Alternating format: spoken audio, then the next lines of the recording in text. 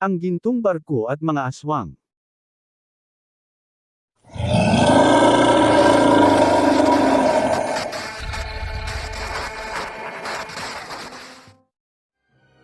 Hapon noong araw sa pag-uumipisa ng kwento ay kakatapos lang ng ulan kaya napagpayahan ni Lolo kasama ang dalawa niyang kapatid na pumunta sa kanilang palayan para magtabas ng mga damo.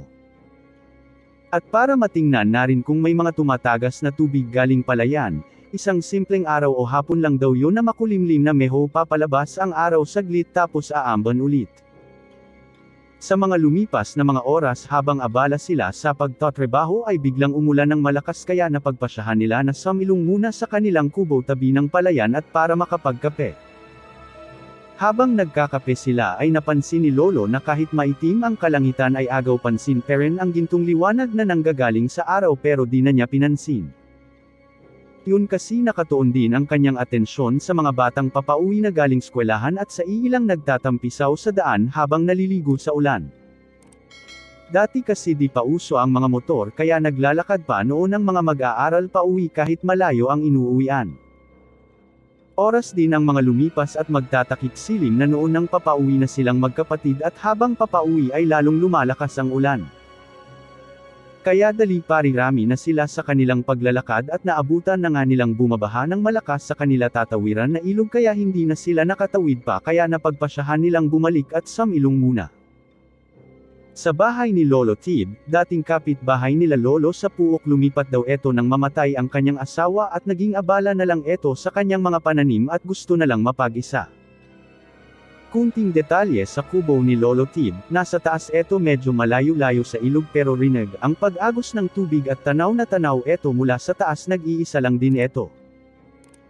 Habang nagkakape at nag-uusap sila ay napagtanto nila Lolo na hindi nahaupa ang ulan at baha kaya napagpasyahan nilang doon na lang matulog sa kubo ni Lolo Tib at sumangayon naman eto dahil dati naman silang magkapit-bahay. Kaya pinagluto sila ni Lolo Tib ng kamote at mais para may makain at habang nagluluto eto ay sabay na rin daw na napagpasyahan nilang uminom ng tuba ng nyog. Habang lumalalim daw ang gabe ay napaparami na rin daw ang kanilang naiinom at nang matapos na sila ay nagkwento si Lolo Tib ng mga kababalaghan tungkol sa ilog. Na marami daw ang nangyayaring kababalaghan pag ganitong mga panahon kaya sinabi niya sa kanilang magkapatid na bago matulog ay isara ang mga bintana at kahit anong marinig ay wag na wag sisilip at hayaan na lang daw eto kabilin-bilin na ng matanda. Sumagot naman si Lolo na anong meron at bakit ganun na lang ang takot mo. Sagot naman ni Lolo Tib ay mga bagay na hindi ka panipaniwala kung hindi mo pa nakikita tulad na lang ng mga nilalang na dumadaan dyan sa ilog at agad naman daw silang tumango at nagpasya ng magpahinga sapagkat malalim na ang gabe. Madaling araw nang magising ang isa kong lolo upang umihi nang biglang may liwanag na naaaninag mula sa labas ng kubo at nang sisilipin niya eto ay agad naman siyang pinigilan ni Lolo nakakatandang kapatid at nagsinyas ng tumahimik at huwag gagawa ng kahit anong ingay.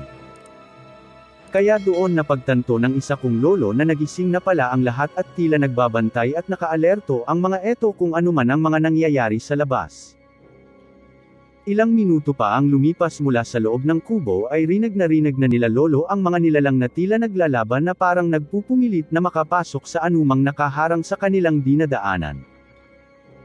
May mga naghihinagpis, nagmamaway at mga alolong na tila ay parang sabik ang mga eto sa anumang bagay na gusto nilang makuha. Sila Lolo naman ay halos hindi maintindihan ang mga nangyayari at takot na ang mga eto. Si Lolo Tib naman ay bumubulong na kahit anong mangyari hayaan na lamang ang mga eto sapagkat hindi na nila sakop kung ano man ang nangyayari sa labas. Halos oras din ang tinagal ng mga nangyayari sa labas at dinaglaon tila unti-unti nang tumatahimik ang paligid at tanging agos baha na lang ng ilog ang naririnig nila kaya doon na sila nakahinga ng maluwag.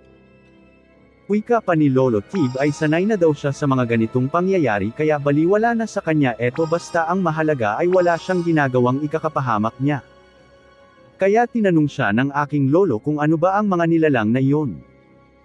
Sagot naman ni Lolo Tib ay mga aswang.